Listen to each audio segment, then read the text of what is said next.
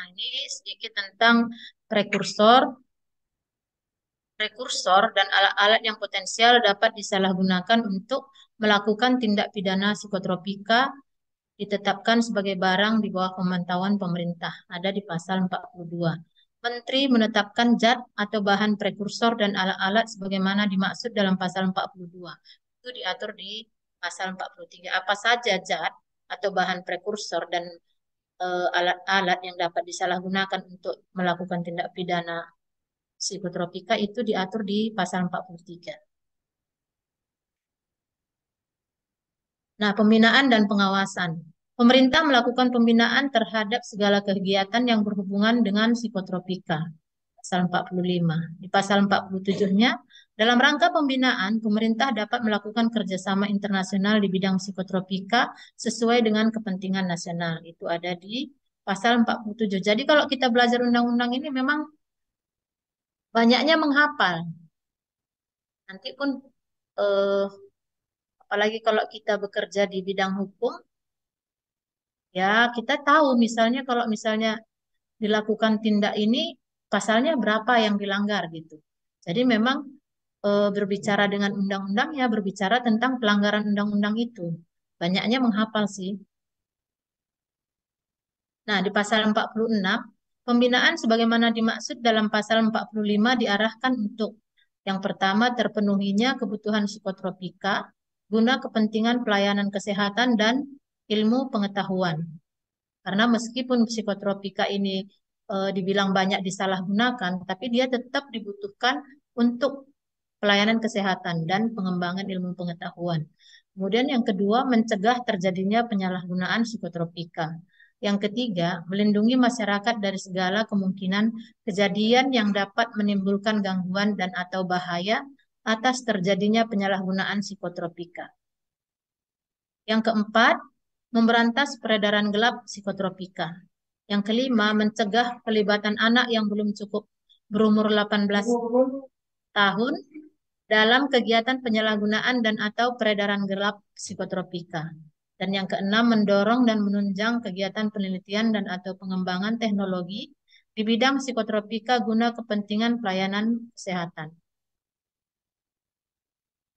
Ini mengatur tentang pengawasan psikotropika. Di pasal 50, pemerintah melakukan pengawasan terhadap segala kegiatan yang berhubungan dengan psikotropika, baik yang dilakukan oleh pemerintah maupun oleh masyarakat. Ada di ayat 1.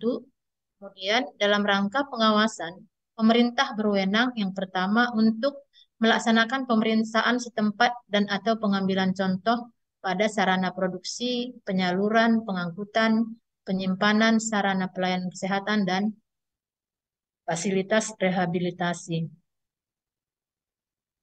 Kemudian yang kedua, memeriksa surat dan atau dokumen yang berkaitan dengan kegiatan di bidang psikotropika. Yang ketiga, melakukan pengamanan terhadap psikotropika yang tidak memenuhi standar dan persyaratan.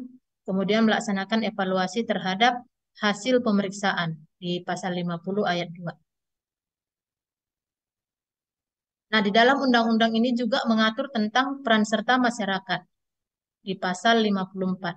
Masyarakat memiliki kesempatan yang seluas-luasnya untuk berperan serta dalam membantu mewujudkan upaya pencegahan penyalahgunaan psikotropika sesuai dengan undang-undang ini dan peraturan pelaksanaannya itu di ayat 1. Kemudian ayat 2, masyarakat wajib melaporkan kepada pihak yang berwenang bila mengetahui tentang psikotropika yang disalahgunakan dan atau dimiliki secara tidak sah. Kemudian di ayat 3, pelapor sebagaimana dimaksud pada ayat 2 perlu mendapatkan jaminan keamanan dan perlindungan dari pihak yang berwenang.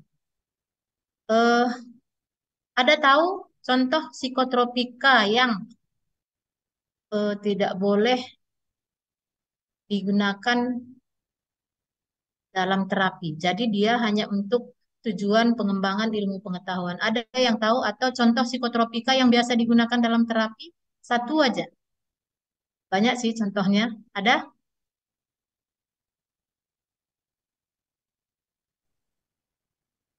Contoh psikotropika. Jadi nanti kalau kita bilang penyalahgunaan, penyalahgunaan Kalau kita sering dengar ada artis menyalahgunakan ini obat-obatan terlarang gitu. Biasa apa itu, Di?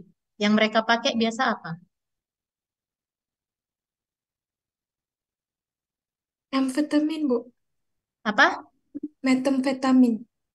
Iya, metamfetamin. Tapi dulu ada yang namanya MDMA, metilen diamfetamin. Itu turunannya amfetamin itu semua turunannya tuh. Kemudian kalau yang biasa digunakan untuk pengobatan banyak ya, alprazolam, diazepam, itu biasa dipakai di dalam pengobatan. Apalagi kalau misalnya kalau diazepam ini kan banyak dipakai untuk anak-anak. Jadi dia banyak dipakai kayak stesolid tuh ya. Itu dia ada diazepamnya karena memang apalagi dulu penggunaan diazepam ini untuk anak-anak mencegah step itu sangat banyak, sangat luas digunakan. Apalagi yang penggunaannya lewat dubur ya. Oke, kita lanjut. Nah, contoh pasal 59 ayat 1, barang siapa menggunakan psikotropika golongan satu selain dimaksud dalam pasal 4 atau memproduksi dan atau menggunakan dalam proses produksi psikotropika golongan satu sebagaimana dimaksud dalam pasal 6 atau mengedarkan psikotropika golongan satu tidak memenuhi ketentuan sebagaimana dimaksud dalam pasal 12 ayat 3 atau mengimpor psikotropika golongan satu selain untuk kepentingan ilmu pengetahuan atau secara tanpa hak memiliki, menyimpan dan atau membawa psikotropika golongan satu dipidana dengan pidana penjara paling singkat 4 tahun. Paling lama 15 tahun dan pidana denda paling sedikit 150 juta dan paling banyak 750 juta. Ini contoh ketentuan pidananya. Ketentuan pidana dalam penyalahgunaan psikotropika. Nah, ini dia penggolongan psikotropika. Kita buka aja ya Undang-Undang Nomor 5 Tahun 1997.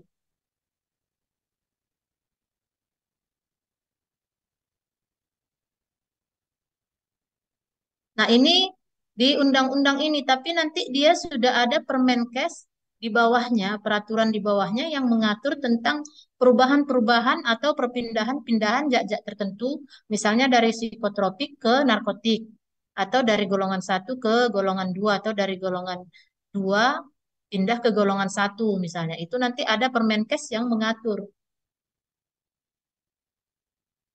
Ini dia yang undang-undang nomor 5-nya yang mengatur tentang penggolongan psikotropika. Nah, ini golongan satu, ini ada dia turunan amfetamin, brolamfetamin, nanti banyak di sini brolamfetamin. Yang biasa ada katinon misalnya, lisergid, medkatinon ini dia. Metilen dioksimetamfetamin, ini ya MDMA ini. Ini kalau kita, waktu dulu, kalau saya waktu bekerja di luar sini ya, nggak di Balai POM Medan, itu kan Poldanya belum memiliki lab forensik. Jadi kalau ada kasus-kasus penyalahgunaan narkotik begini atau psikotropik, itu pengujiannya masih di Balai POM untuk di provinsi-provinsi yang Poldanya belum memiliki lab forensik. Jadi mereka masih mengujikan sampelnya ke Balai POM. Pengujiannya masih sederhana dulu. Kita masih menggunakan reaksi warna. Memang gampang sih, apa namanya? Kita mereaksikan sampel yang kita terima itu dengan reagen-reagen tertentu, nanti tetap saja kita masih punya standarnya, ada standarnya. Nanti kita reaksikan akan terbentuk warna apa. Di prosedurnya itu sudah tertera jelas warna apa yang terbentuk kalau dia positif misalnya metamfetamin atau metilen dioksimetamfetamin. Jadi kalau misalnya perubahan warna yang terjadi dari sampel itu sama dengan warna yang terjadi pada zat standar yang aslinya ada memang positif amfetaminnya, itu kita bisa nyatakan bahwa zat itu memang positif ya, positif mengandung turunan amfetamin. Setelah itu kita bisa misalnya kita lakukan kromatografi lapis tipis. Nanti itu setelah kita kromatografi lapis tipis bercak yang kita peroleh itu kita kerok dari platnya itu. kemudian itu kita lakukan pengujian secara spektrofotometri, itu nanti keluar spektrumnya itu memang sama antara sampel yang diduga mengandung golongan amfetamin ini dengan zat standar yang memang dia positif metamfetamin. Ini ya golongan satu.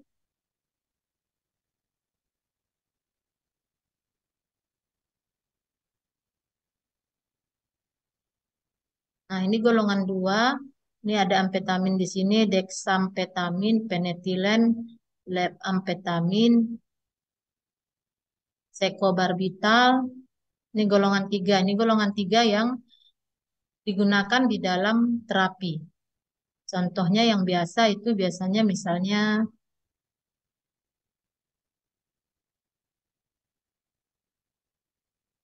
ada yang pernah memakai di sini dari 9 golongan 3 ini, ada yang pernah lihat?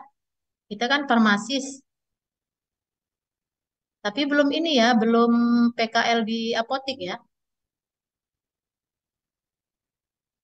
Kalau biasanya itu nitrazepam. Nitrazepam kayaknya dia masih di golongan 4. Inilah yang banyak nih di golongan 4. Alprazolam, kemudian bromazepam, alobarbital. Alprazolam ini banyak. Dulu kalau misalnya kita masih menguji di Balai POM itu kan kita melakukan pengujian. Pengawasannya itu salah satunya dalam bentuk pengujian. Nah, pengujiannya itu untuk melihat apakah obat-obat yang beredar di pasaran itu dia masih memenuhi ketentuan dan apa namanya aman untuk dikonsumsi. Jadi dulu yang banyak sampel masuk itu misalnya golongan bromazepam itu ada bromazepam, diazepam, kemudian estazolam ada beberapa, tapi yang banyak itu dia biasanya diazepam, kemudian bromazepam, fenobarbital. Nah, ini yang banyak banyak sediaan, banyak sediaan di apotik, di rumah sakit itu banyak. Jadi memang banyak digunakan untuk pengobatan clobazam. Ini pun banyak. Clonazepam, klordiazepoksid. Ini ya untuk Undang-Undang Nomor 5 Tahun 1997 tadi. Di sini kan ada sudah penggolongan psikotropika dari golongan 1 sampai golongan 4. Disebutkan dia apa aja itu golongan 1, apa golongan 2, yang mana golongan 3. Nanti ada Permenkes yang mengatur lebih lanjut lagi yang golongan 1, 2, 3, 4 ini. Kemudian kalau ada perubahan misalnya yang ini berubah dari golongan 2 ke golongan 3 gitu. Atau karena dia misalnya semakin semakin banyak disalahgunakan dan memang dia tidak cocok di psikotropik, dia pindah dari psikotropik ke narkotik gitu. Itu diatur di Permenkes.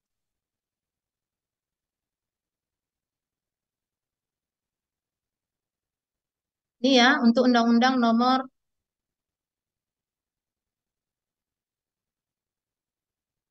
5 Tahun 1997 nanti dihafalkan pasal-pasalnya ya.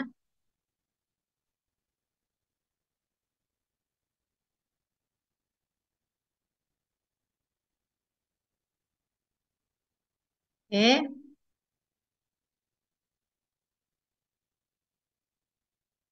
ini tadi.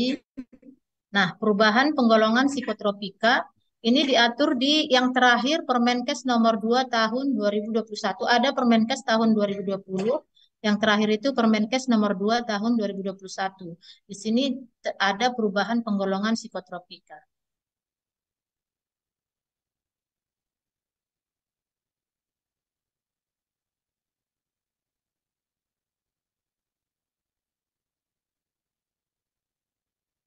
Nah, ini perubahannya itu mengatur tentang dari golongan 1 sampai golongan 4. Nah, kalau kalian ingat tadi di undang-undang tadi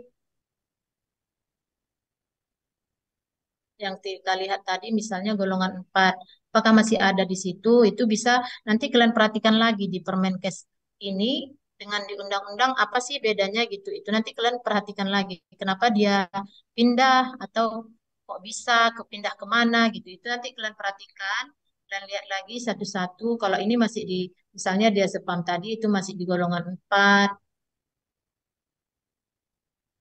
spam, SAM kan masih ada nih semua keluar di epoxid. Yang banyak berubah itu biasanya di golongan 1 sama di golongan 2.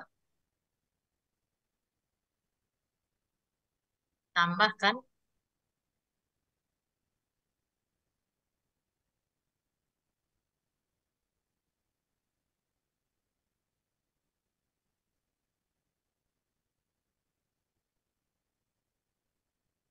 Ya, ini ya tentang psikotropik.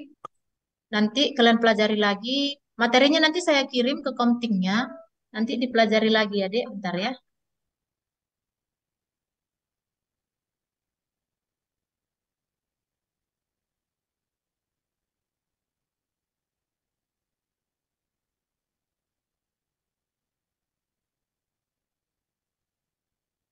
Ada yang mau ditanyakan, Dek?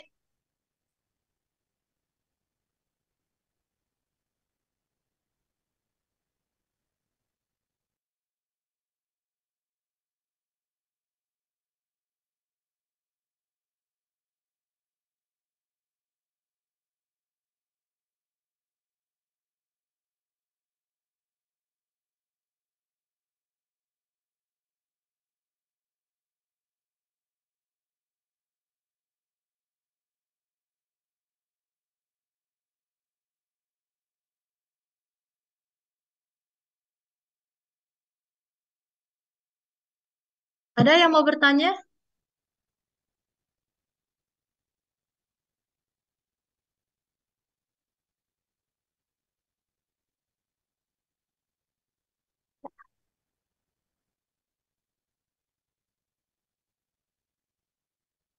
Coba aktifkan dulu kameranya, Dek. Izin Bu, saya nggak bisa on cam Bu, kameranya lagi bermasalah. Oh, kenapa? Kamera saya lagi bermasalah Bu, Aku lagi di mana, Dek? Lagi di rumah. lagi di kos Bu, Zoomnya pakai apa? HP atau laptop? dari laptop Bu. Lagi nggak bisa kameranya. Iya Bu, lagi nggak bisa kamera laptopnya Bu.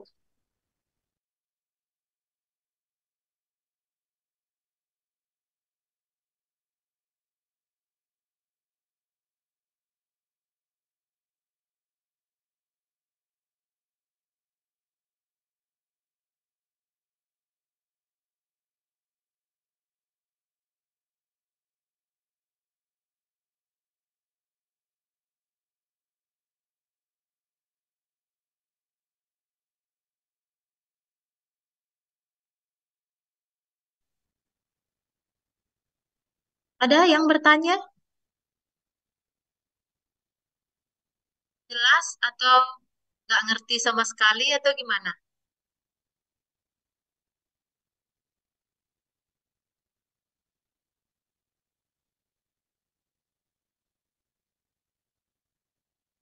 Haikal,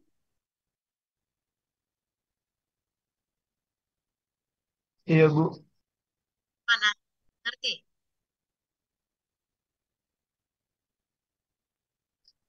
Insya Allah ngerti, Bu. Memang kalau belajar undang-undang ini ya, kalau kita dengar sekilas, oh gitu. Tapi kalau nanti kita pelajari lagi, apalagi kalau kita terjun di dalamnya, baru memang, oh ini maksudnya gitu. Ada bertanya nggak, Dek?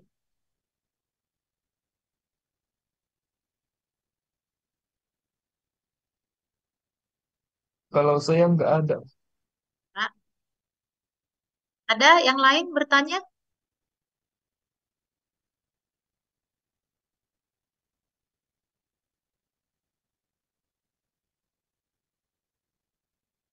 Ini mata kuliah peraturan perundang-undangan ini, Haikal, apa aja, Dek, topiknya?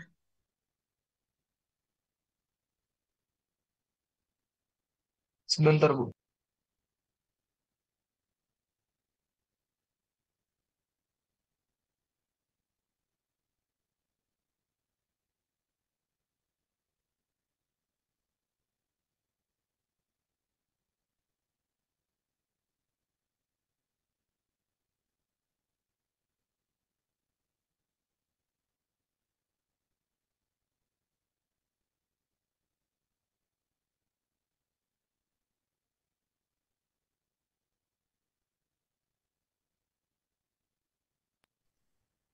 Bu, ini yang dari BPM aja ya, Bu?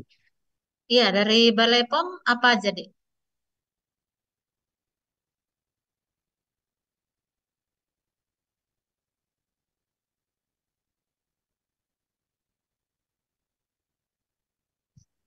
Dia ada undang-undang narkotik, psikotropi, tata niaga obat, sama regulasi obat tradisional, Bu. Oh, empat itu aja ya? Iya, Bu. Oh, dulu ada pekerjaan kefarmasian, misalnya nggak ada lagi.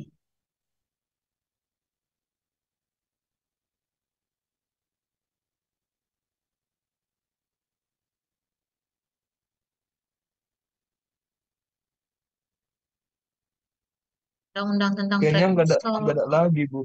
Karena udah sesuai RPS-nya, Bu. Oh, jadi yang dua lagi itu dengan Pak siapa? Pak Awal.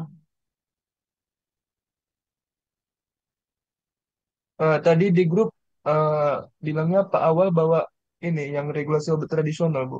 Nah, satu lagi. Bu Christine. Oh, berarti cuma empat ini ya. Iya, Bu. Dalam. Oke, kalau nggak ada pertanyaan, kita ke materi yang kedua ya, tentang narkotik ya. Ini saya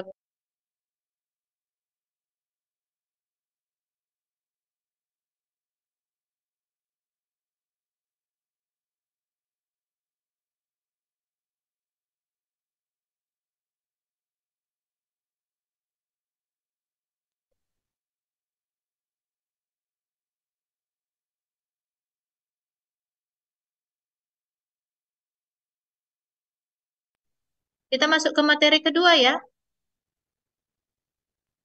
Iya, Bu.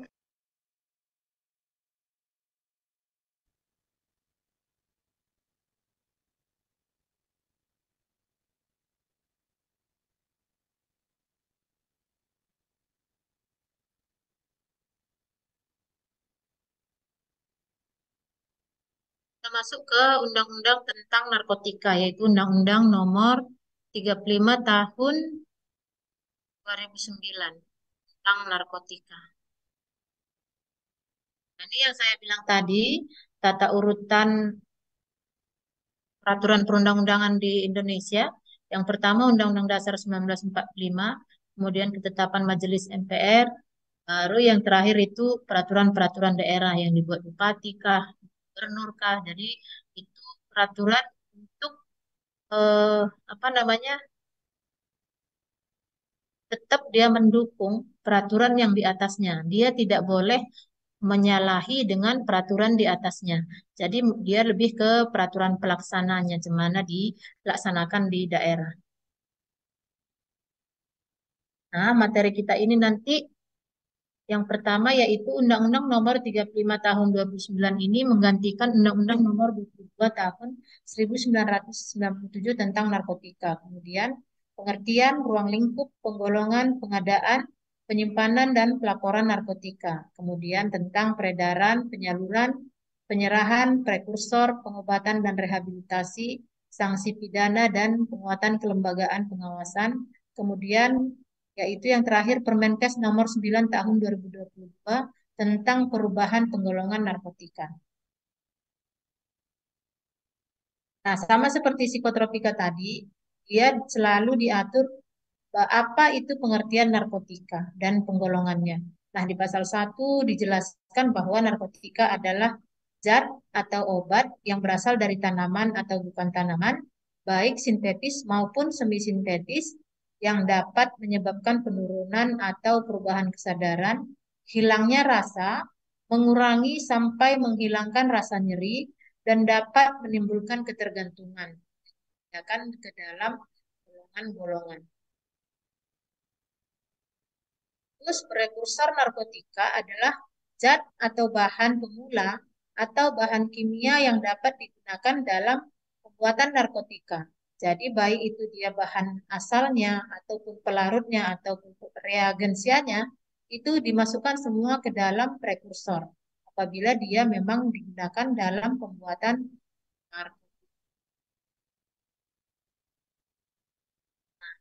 Ini produksi, apa yang dimaksud dengan produksi adalah kegiatan atau proses menyiapkan, olah, membuat, dan menghasilkan narkotika secara langsung atau tidak langsung melalui ekstraksi atau non-ekstraksi dari sumber alami atau sintetis kimia atau gabungannya, termasuk mengemas dan atau mengubah bentuk narkotika. Ini yang dimaksud dengan produksi. Jadi apabila kita memproduksinya ataupun mengubah bentuknya, dia sudah narkotik misalnya golongan 1, nah diubah jadi golongan 2 misalnya. Dengan melakukan reaksi tertentu, itu namanya sudah produksi ya. Nah, di pasal 4 diatur kenapa undang-undang ini dibuat. Undang-undang ini bertujuan untuk yang pertama menjamin ketersediaan narkotika, yang kedua mencegah penyalahgunaan narkotika, dan yang ketiga memberantas peredaran gelap narkotika dan prekursor. Jadi prekursor dan narkotika ini biasanya di mana ada prekursor pasti ada di situ narkotika. Yang keempat, menjamin upaya rehabilitasi pecandu narkotika. Di pasal 5, ruang lingkup pengaturan narkotika dalam undang-undang ini meliputi segala bentuk kegiatan dan atau perbuatan yang berhubungan dengan narkotik dan prekursor narkotik. Itu tadi ada mulai dari produksi, yang dia peredaran, penyerahan, penyaluran, semuanya itu diatur di sini. Semua kegiatan yang berhubungan dengan narkotika. Nah, di pasal 6 mengatur tentang penggolongan narkotika.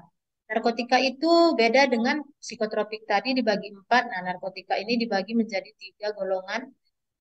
Narkotika sebagaimana dimaksud dalam pasal 5 digolongkan ke dalam golongan 1, 2, dan 3. Catatan peraturan perubahan penggolongan narkotika diatur adalah peraturan Menteri Kesehatan ya.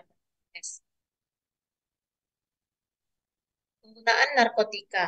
Pasal 7 hanya digunakan untuk kepentingan pelayanan kesehatan dan pengembangan ilmu pengetahuan dan teknologi. Pasal 8 ayat 1, narkotika golongan 1 dilarang digunakan untuk kepentingan pelayanan kesehatan. Makanya psikotropika golongan 1 tadi, ya tidak digunakan dalam terapi, hanya digunakan untuk pengembangan ilmu pengetahuan. Dan pasal 8 ayat 2, dalam jumlah terbatas, narkotika golongan 1 dapat digunakan untuk kepentingan pengembangan ilmu pengetahuan dan teknologi dan untuk regensia diagnostik serta regensia laboratorium serta setelah mendapatkan persetujuan Menteri atas rekomendasi Kepala Badan Pengawas Obat dan Makanan. Pengadaan narkotika di pasal 9, Menteri menjamin ketersediaan narkotika untuk kepentingan pelayanan kesehatan dan atau untuk pengembangan ilmu pengetahuan dan teknologi. Pasal 11 ayat 3, Badan Pengawas Obat dan Makanan melakukan pengawasan terhadap bahan baku, proses produksi, dan hasil akhir dari produksi narkotika sesuai dengan rencana kebutuhan tahunan narkotika sebagaimana dimaksud pada pasal 9. Pasal 12 ayat 1, narkotika golongan 1 dilarang diproduksi dan atau digunakan dalam proses produksi, kecuali dalam jumlah yang sangat terbatas untuk kepentingan pengembangan ilmu pengetahuan dan penyimpanan dan pelaporan narkotika. Pasal 9, narkotika yang berada dalam penguasaan industri farmasi, pedagang besar farmasi, sarana penyimpanan sediaan farmasi pemerintah, apotek, rumah sakit, pusat kesehatan masyarakat, balai pengobatan, dokter, dan lembaga ilmu pengetahuan wajib disimpan secara khusus. Jadi dia ada tempat penyimpanannya. Kalau misalnya di apotek dia harus lemari lemari besi yang kuncinya harus dikuasai oleh satu orang misalnya. Jadi dia tidak boleh diletakkan bersamaan dengan kalau di apotek itu misalnya bersamaan dengan obat-obat lain. Pasal 14 ayat 2, industri farmasi, pedagang besar farmasi, sarana penyimpanan sediaan farmasi pemerintah, apotek, rumah sakit, pusat kesehatan masyarakat atau puskesmas, balai pengobatan, dokter, dan lembaga ilmu pengetahuan wajib membuat, menyampaikan, dan menyimpan laporan berkala mengenai pemasukan dan atau pengeluaran narkotik yang berada dalam penguasaannya. Nanti kalau kalian misalnya apa sih namanya sekarang PKL ya kalau kalian ya? Apa namanya sekarang Dek? Kalau kami dulu namanya misalnya magang di apotik misalnya. Nah, di apotik itu kalau kalian nanti magang itu beda laporannya. Ada laporannya sendiri narkotik, ada nanti laporannya sendiri psikotropik. Jadi harus jelas di situ dia berapa masuk, berapa keluar itu nampak di situ. Itu ada laporannya setiap bulan harus dilaporkan. Berapa stok opnam terakhirnya, masuknya tanggal berapa, kemudian dan berikutnya ketika stok opnam berapa jumlahnya terakhir ada harus dilaporkan itu tembusannya nanti ke dinas kesehatan ke balai pom itu harus ada. Nah, peredaran narkotika pasal 35 peredaran narkotika meliputi setiap kegiatan atau serangkaian kegiatan penyaluran atau penyerahan narkotika baik dalam rangka perdagangan, bukan perdagangan maupun pemindahan untuk kepentingan pelayanan kesehatan dan pengembangan ilmu pengetahuan dan pasal 36 ayat 1 narkotika dalam bentuk obat jadi hanya dapat diedarkan setelah mendapatkan izin edar dari pasal 36 ayat 3 untuk mendapatkan izin edar dari menteri narkotika dalam bentuk obat jadi seperti pada ayat 1 harus melalui pendaftaran pada Badan Pengawas Obat dan Makanan. Jadi golongan-golongan 3 tadi kalau mau digunakan sebagai obat, dia kan harus kita produksi misalnya dalam bentuk sediaan obat, tidak hanya zat aktifnya, ada zat tambahan di dalamnya. Nah, kalau pabrik obat itu misalnya dia mau mendaftarkan obat baru yang mengandung narkotik, dia harus melalui serangkaian proses supaya dia mendapatkan nomor izin edar. Izin edar itu dari Badan POM ya. Itu dia harus registrasi dulu banyak prosesnya sampai dia keluar nomor izin edarnya. Kalau kita melihat obat itu kan sediaan itu ada nomor izin edarnya ya. Ada yang pernah perhatikan nggak? Misalnya kalau kita beli eh, Panadol atau apa gitu, ada yang pernah perhatiin nomor izin edarnya itu bagaimana, Dik?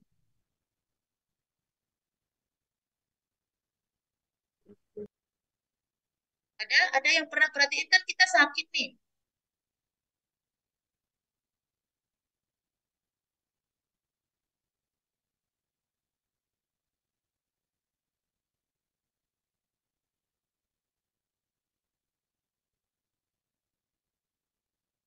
Ada yang pernah perhatiin kalau dia misalnya sakit kepala, pusing misalnya beli Panadol atau beli sakit gigi misalnya sampai penamat. Ada perhatiin nggak nomor registrasinya? Nggak pernah memperhatikan, Bu. Nggak pernah. Enggak, Bu.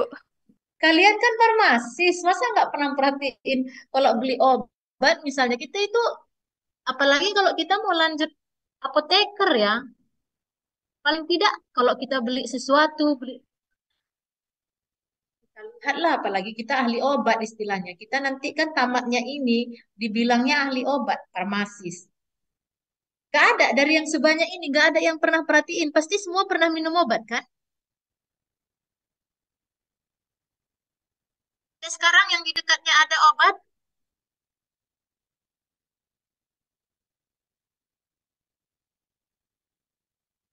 oh, ada nggak? Coba lihat dulu.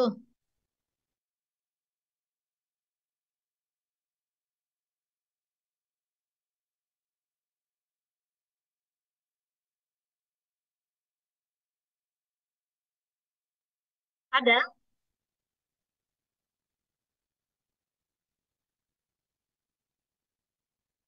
Ada, ayo ada nggak?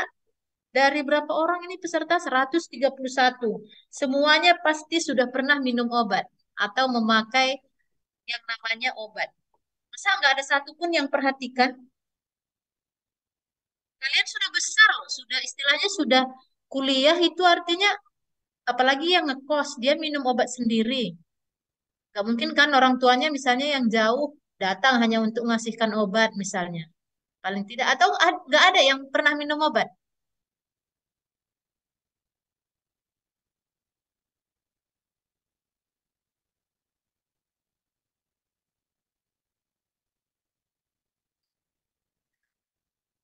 Gak ada yang pernah minum obat, Dek. Pernah, Bu. Pernah, Bu. Pernah semua kan, tapi nggak perhatiin nomor registrasinya.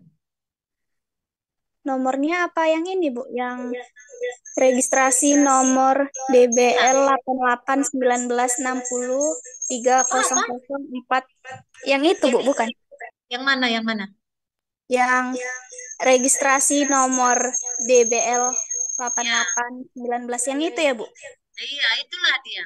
Itu, tapi kalau misalnya nanti ada GKL, ada GDL gitu, itu banyak dia. GKL misalnya keras, GKL, GDL gitu. Banyak nanti itu nomor registrasinya itu harus kalian perhatiin. Kalau kalian pernah mendengar eh, apa ada jinglenya Badan POM itu, cek klik itu kalian sebagai apoteker, calon apoteker, harusnya ketika membeli obat, kalian paling tidak pertama lihat nomor registrasinya, terdaftar nggak sih gitu. Nomor-nomor itu tadi, kalau dia obat itu GKL, GDL, itu dia kalau obat. Kalau misalnya kosmetik itu NA, NA nomor reg NA gitu kan itu kosmetik misalnya atau kalau pangan misalnya beda nomor registrasinya atau obat-obat tradisional nah, beda itu semua itu belum tentu misalnya dia tertera GDL atau GKL misalnya bisa aja ilegal bisa saja palsu orang memasukkan nomor registrasi ya nggak salah dong kalau dia memang sudah misalnya dari awal memang berniat ah mau buat gitu. Dia kan namanya nipu ya, namanya nipu gitu. Dia pengen cari untung aja gitu. Ya dimasukkannya aja nomor registrasi palsu. Kalian bisa itu cek kalau kita buka sekarang situsnya itu Bepom Mobile itu bisa kalian scan itu QR code-nya itu atau ketikkan nomor registrasinya itu. Kalau kalian ketikkan nanti misalnya nomor registrasinya GKL 123455 gitu, kalian ketikkan. Nah, search kalau memang dia produknya legal atau asli resmi, itu akan keluar nama obatnya apa, berapa miligram zat aktifnya, sediaannya dalam bentuk apa, itu semua ada. Sama dengan kosmetik, sama dengan pangan, itu paling tidak kita menerapkan untuk diri kita dulu. Jadi yang namanya kita makanya dibilang pengawasan obat dan makanan aman itu ada tiga pilar dari masyarakatnya, pemerintahnya, kemudian dari produsennya. Kenapa masyarakatnya perlu? Ya karena itu tidak mampu pemerintah dan produsen hanya untuk mengawasi itu. Hanya dua ini tidak mampu. Harus tiga pilar ini sama-sama. Jadi kita sebagai konsumen, kalian sebagai konsumen, ya paling tidak untuk dirinya sendiri dulu yang minum ini aman nggak sih gitu. Jadi misalnya kalau produknya palsu atau produknya tidak memenuhi ketentuan, tidak memenuhi syarat, kita minum paracetamol inginnya efeknya demam kita turun. Tapi misalnya sudah berapa hari ini demam nggak turun, tapi kita nggak ngeh ke situ. Itu yang harus kita perhatikan salah satu. Jadi harus kita perhatikan nomor izin edarnya ada enggak. Kemudian yang kedua itu misalnya kemasannya ini bagus enggak. Kalau misalnya kita pergi ke apotik terus kita minta obat, cuman dikasih strip yang udah tulisannya pun udah enggak nampak, buram-buram kan kita enggak mau belinya. Itu satu contoh kita harus memeriksa kemasannya. Cek klik namanya. Cek kemasan, label, izin edar dan kadaluarsa. Jadi kita juga harus memeriksa kadaluarsanya ya. Lanjut ya.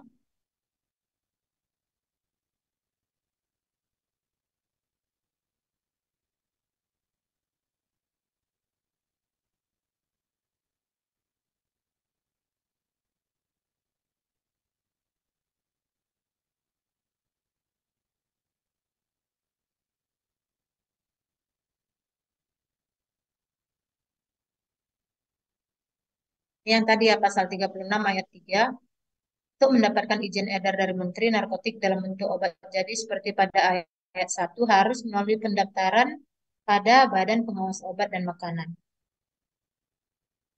Nah, di pasal 39 diatur tentang penyaluran narkotika. Narkotika hanya dapat disalurkan oleh industri farmasi, pedagang besar farmasi, sarana penyimpanan sediaan farmasi pemerintah yang memiliki izin khusus penyaluran narkotika dari Menteri. Jadi ada izinnya khusus untuk narkotik. Industri farmasi hanya dapat menyalurkan narkotika kepada yang pertama pedagang besar farmasi tertentu, apotek, sarana penyimpanan sediaan farmasi pemerintah tertentu. Nah, pedagang besar farmasi tertentu hanya dapat menyalurkan narkotik kepada pedagang besar farmasi tertentu lainnya. Kemudian apotek, kemudian sarana penyimpanan sediaan farmasi pemerintah tertentu, rumah sakit, dan lembaga ilmu pengetahuan. Pasal 40 ayat 3, sarana penyimpanan sediaan farmasi pemerintah tertentu hanya dapat menyalurkan narkotika kepada rumah sakit pemerintah, pusat kesehatan masyarakat, dan balai pengobatan pemerintah tertentu.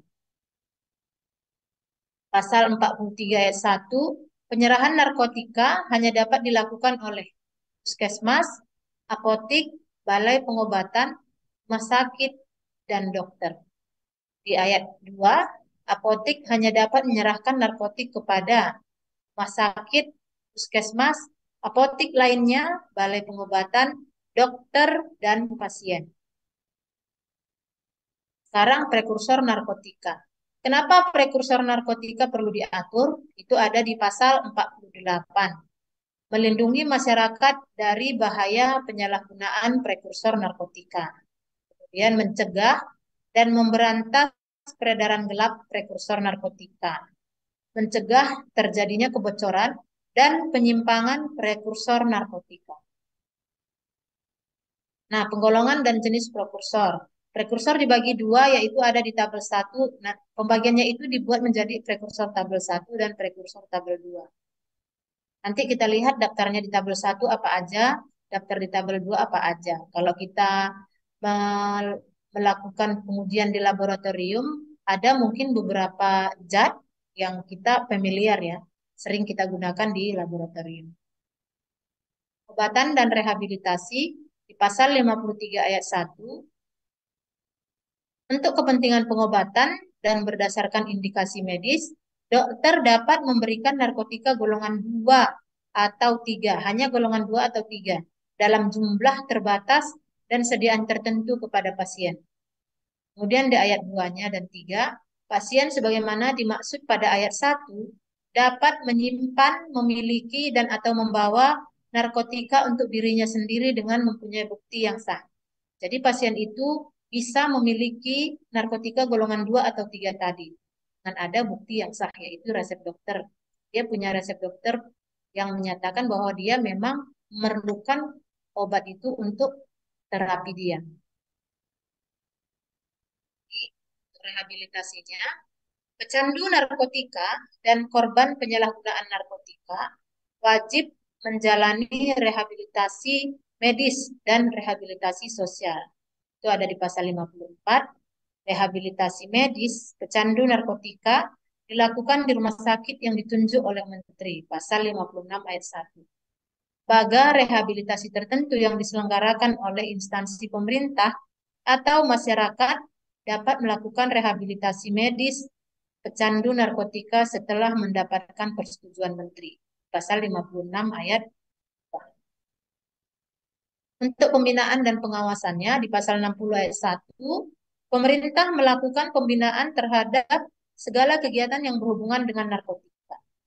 Pasal 60 ayat 2, upaya pembinaan yang dimaksud meliputi upaya memenuhi ketersediaan narkotika untuk kepentingan pelayanan kesehatan dan pengembangan iptek. Kemudian mencegah penyalahgunaan narkotika, mencegah generasi muda dan anak usia sekolah dalam penyalahgunaan narkotika. Kemudian mendorong dan menunjang kegiatan penelitian dan atau pengembangan iptek di bidang narkotika untuk kepentingan pelayanan kesehatan. Kemudian meningkatkan kemampuan lembaga rehabilitasi medis bagi pecandu narkotika. Di pasal 61, pemerintah melakukan pengawasan terhadap segala kegiatan yang berhubungan dengan narkotika. Pasal 60 ayat 2, pengawasan sebagaimana dimaksud pada ayat 1 meliputi narkotika dan prekursor narkotika untuk pelayanan kesehatan dan pengembangan iptek.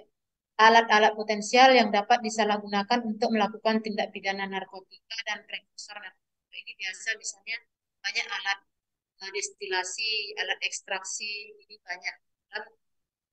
Kalau ada kita dengar-dengar berita, misalnya ditemukan lab clandestine. Lab clandestine itu artinya lab yang memproduksi narkotik secara ilegal ya. Jadi dia memang tidak mempunyai izin. Nah, di situ sering kali ditemukan yang namanya alat destilasi dan alat ekstraksi. Nah, inilah yang diawasi. Kemudian yang ketiga, evaluasi keamanan, khasiat dan mutu produk sebelum diedarkan.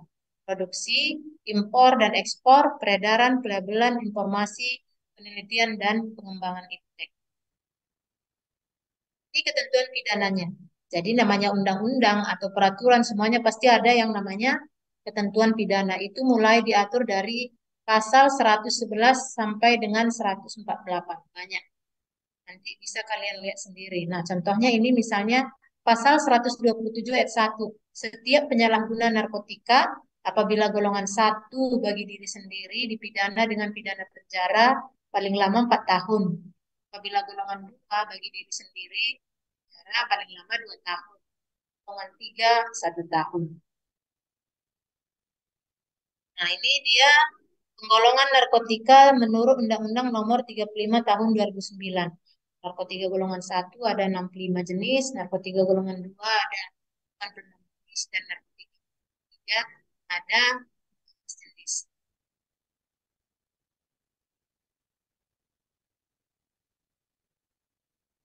Ya, nanti kalau kalian searching pun dari Google bisa kok dilihat ini.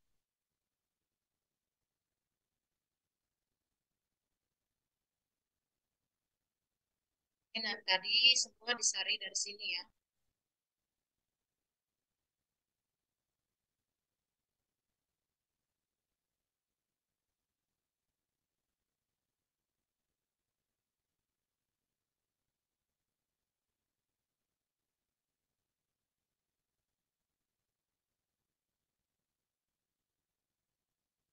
Jadi kalau misalnya ada pasal-pasal yang kalian kurang mengerti, bisa dilihat di penjelasannya. Jadi semua pasal itu ada penjelasannya kecuali memang yang tidak mengandung makna yang tersirat gitu ya. Jadi dia langsung dijelaskan di situ cukup jelas. Nah ini dia penggolongannya.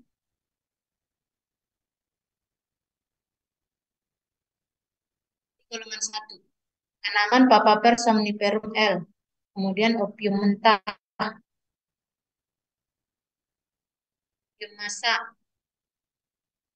tanaman koka. Kalau dari koka ini dia nanti hasilnya kokain misalnya. Tetrahidrokannabinol. Ini kalau misalnya kita ini ada di ganja. Tetrahidrokannabinol ini misalnya dia ada di daun ganja.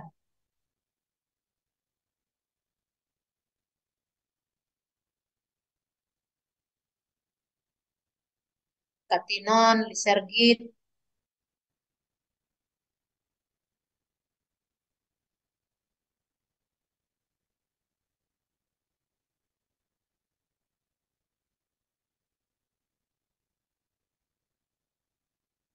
kandungannya kalian lihat aja daftarnya ya. Ada misalnya fentanil yang banyak. Yang golongan 3 banyak di sini misalnya kodein, etilmorfin, setilin. Banyak kita gunakan misalnya kodein ya, obat batuk yang mengandung kodein. Nah, ini dia untuk yang golongan narkotik.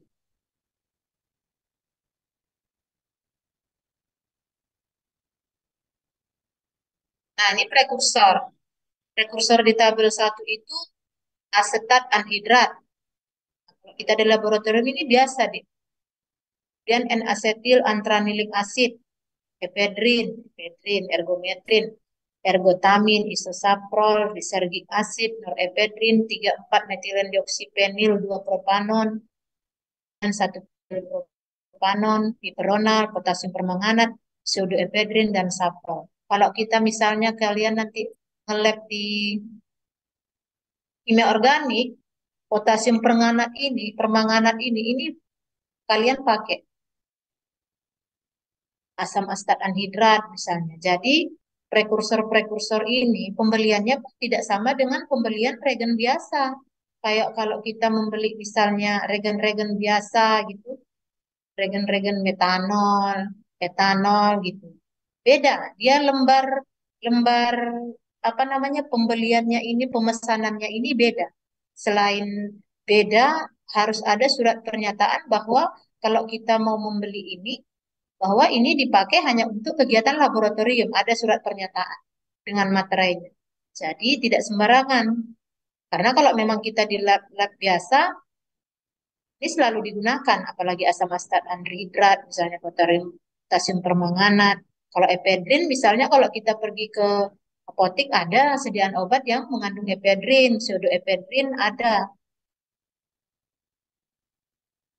Nah, ini tabel 2-nya aseton, asam antranilat, eter, kemudian asam hidroklorida, HCl, metil etil keton, penil, asetik asid, piperidin, asam sulfat, toluen. Apalagi kalau tabel 2 ini.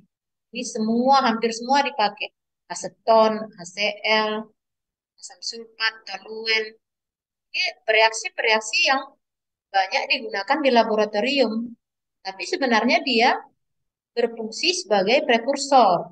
Prekursor itu apa? Senyawa, zat, atau regensia yang dapat digunakan sebagai bahan pembuatan narkotika. Kalau kalian misalnya ada, saya lupa ya, dia ephedrin ini misalnya kita tambahkan asam sulfat, dia ada proses destilasi, ada proses ekstraksi, itu nanti dia terbentuk narkotik. Ephedrin, dari ephedrin. Kami dulu di narkotik ini, sampel-sampel yang dibawa dari kepolisian, itu kami pelajari juga, kayak mana sih reaksinya gitu, reaksi antara misalnya ditambahkan apa dulu dari ephedrin ini, ditambahkan ini diapain, dan terbentuk. Makanya di setiap lab-lab clandestine itu selalu ditemukan zat-zat ini, selalu ditemukan zat-zat ini, karena memang dia digunakan sebagai prekursor dan peredarannya pun dia lewat jalur yang gelap, tidak legal ya.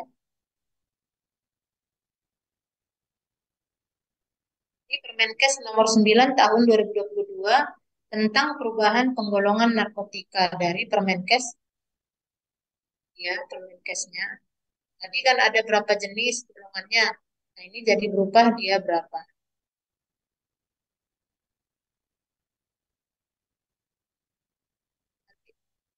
Dari yang dulunya dia psikotropik, dia pindah ke narkotik. Karena memang dirasa sudah tidak layak lagi dimasukkan di psikotropik. Psikotropik golongan 1 dia pindah ke narkotik golongan 1. Jadi kalian bisa lihat, bandingkan dulu di psikotropik golongan 1 apa aja sih gitu. Nah, sekarang berdasarkan Permenkes ini dia pindah ke narkotik golongan 1. Jadi kalian lihat bedanya ya. Soalnya ujian perpindahan-perpindahan ini.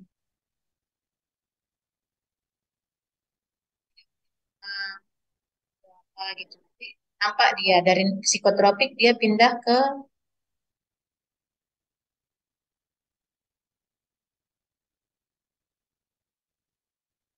ini. Sekian untuk narkotik.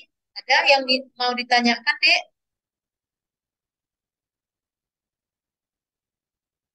Ada yang mau bertanya?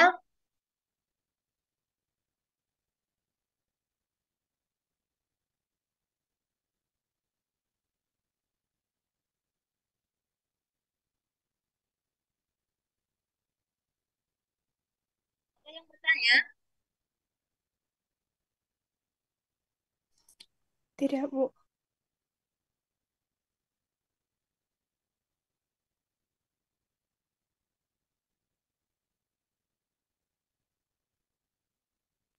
Sepertinya tidak ada, Bu. Nggak ada. Pas. Nanti dipelajari lagi ya tentang undang-undang ini. Materinya, ujiannya nanti dari yang saya sudah aja lah, sudah buat.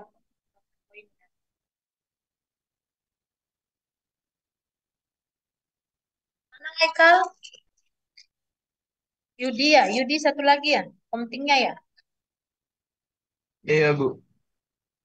Ambillah ini dek, foto layar tangkapnya nanti, tangkap layarnya.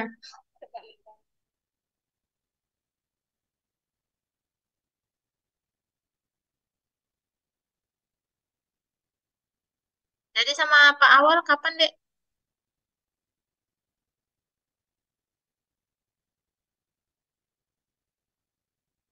Belum tahu kapan, Bu.